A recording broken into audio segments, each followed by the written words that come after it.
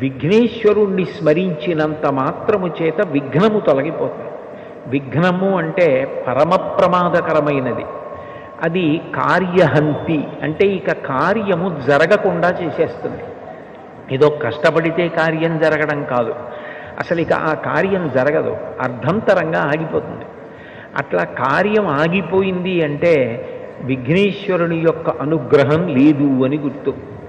అందుచేత విఘ్నమును తొలగించి కార్యము జరిగేటట్లు చెయ్యగలిగిన వాడెవరు అంటే విఘ్నేశ్వరుడు. విచిత్రమైన విషయం ఏమిటంటే, ఇంత గొప్ప అనుగ్రహం ఇవ్వగలిగినటువంటి విఘ్నేశ్వరుడు కేవలముగా తనకేదో పెద్ద ఉపకారం చేస్తే, చాలా గొప్ప పూజ చేస్తే అనుగ్రహించడం కాదు, పరమ తేలికగా అనుగ్రహిస్తాడు.